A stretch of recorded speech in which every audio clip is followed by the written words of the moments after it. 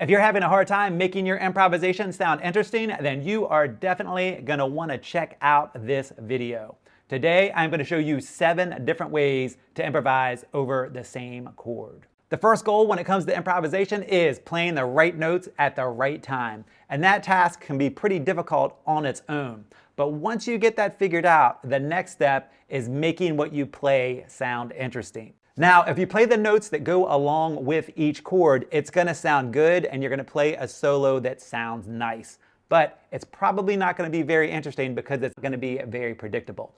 So today I'm going to show you 7 different ways to play over the same chord. This chord is going to be a G7 chord, G7 on the alto. So the notes in the chord are G, B, D, and F. And that chord is based off of the G Mixolydian Scale, which is G to G with all naturals, because that 7th degree, which would normally be an F sharp, is lowered by a half step down to an F natural. The way we are going to approach improvising over this G7 chord is to get progressively more difficult. So we're going to start off really simple with the G pentatonic scale. So the pentatonic scale is your 1st, 2nd, 3rd, 5th, and 6th notes in the major scale, and it sounds like this. If I improvise only using the pentatonic scale, it's going to sound old pretty quick because there's not a lot to it. There's only 5 notes and they're not really interesting notes. They're good for writing a pop melody or something like that, or maybe like a funk jam. But if you're trying to come up with interesting ways to improvise over a chord, your pentatonic scale is not going to be your best choice. This is what it sounds like improvising over a G7 groove.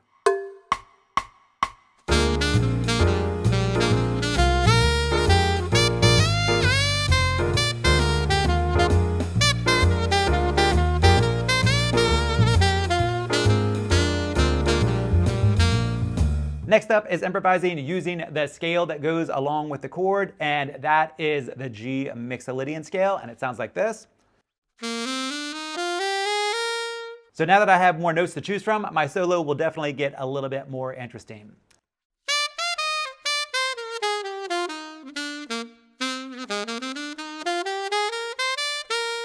When I have more notes, I can make my lines sound smoother, I can weave in and out, I can play back and forth between the notes, so it's automatically going to get a whole lot more interesting. This is what it sounds like over the backing track.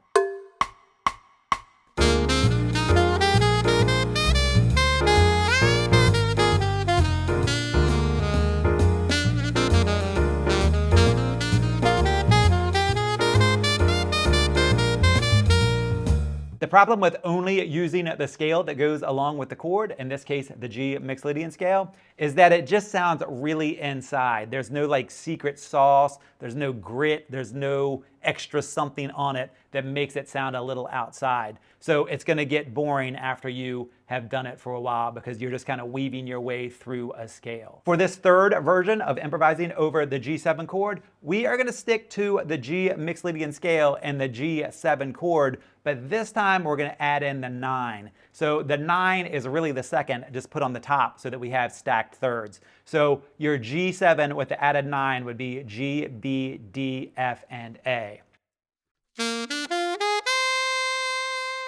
When I play that, the A sounds a little bit outside and it makes it sound more interesting. Now, even though the A is in the G Mixolydian Scale, if I put the 9th on top, it's going to make it sound a little bit outside and add a lot of color to the sound of this chord. Take a listen while I play it over the backing track.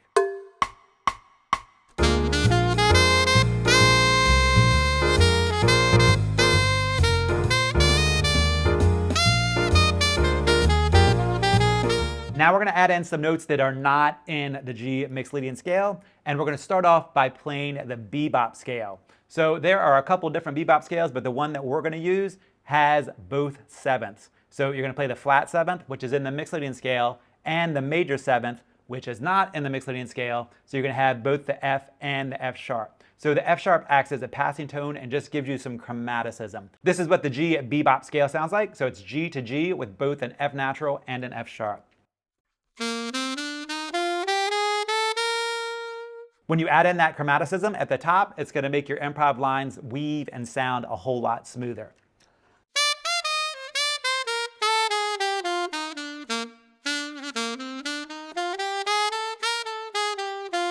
Adding in that chromaticism will make your improv line sound jazzier and more like a bebop solo.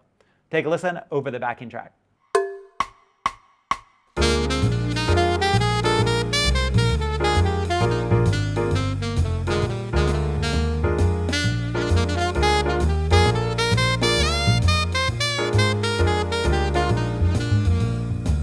Let's add in some more notes. So this time we are going to add in some approach notes. So approach notes are when you approach a chord tone by either a whole step or a half step above or below. For this example, I'm going to do a half step below the third and below the fifth. For a G7 chord, the third is a B, so I'm going to approach the B by a half step below, which is a B flat. And the fifth is a D, so I'm going to approach the D from a half step below, which is a C sharp. So this is what the approach notes sound like. And this is what it sounds like when I improvise using approach notes.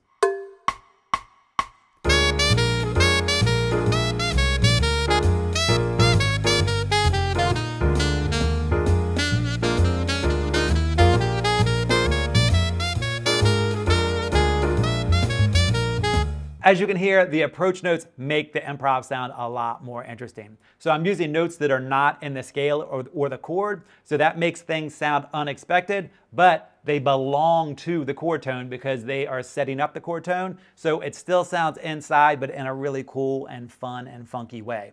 So approach notes are a really great way to add in some texture and some unexpectedness to your improv solos, and it's going to make them sound a lot better. If you're watching this video, I'm guessing you'd like to get a whole lot better at improvisation. If that is the case, then I'd like to invite you to come check me out at the Scott Paddock Sax School.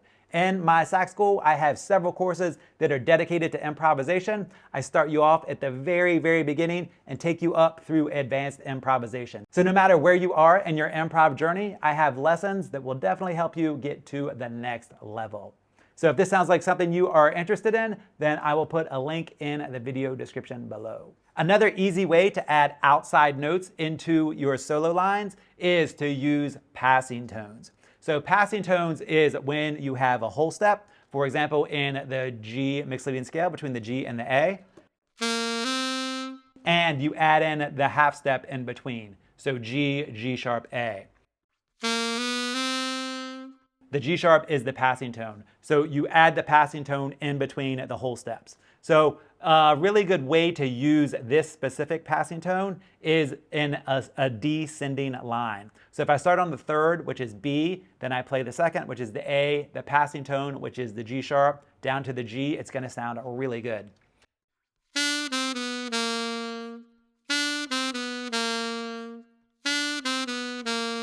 You can do the same thing starting on the F. So I play F, E, the passing tone, which is the D sharp, down to the D. You can also stack passing tones. In other words, do them back to back, so you're playing more of a chromatic line. So if I start on the 1, which is a G, and play the G sharp passing tone to the A, and then the B flat passing tone to the B, it's going to give me a chromatic sounding line,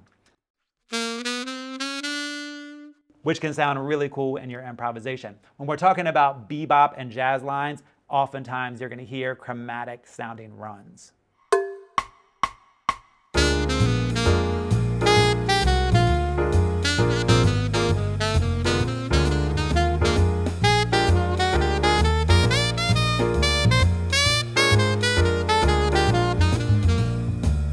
Another outside sounding approach to improvising over this G7 chord is to use diatonic chords. So diatonic means in the scale, and chords of course mean 1, 3, 5 or 1, 3, 5, 7. When we're talking about diatonic chords, we're talking about playing chords within that scale. So the first chord for a G Mixolydian scale would be based off of the G, the 1. Then when we go to the second degree, which is the A, we could play a chord off of that A. Then we go to the 3, which would be the B, and play a chord off of that scale degree. Now when we call it diatonic, that means we're only using notes within the tonic. So in this case, it's G7, G Mixolydian, so we're basing all of these chords off of that scale. When you improvise using diatonic chords, even though you're only using notes that are in the scale, in this case the G Mixolydian scale, it's going to sound outside because you're using these notes as chord tones and playing chords based off of different scale degrees. So it's going to sound like you're playing outside chords. But everything is going to be inside and fit because you are playing notes that are in the G Mixolydian scale. So it gives you a really cool outside sounding texture without really going outside of the scale or the chord structure.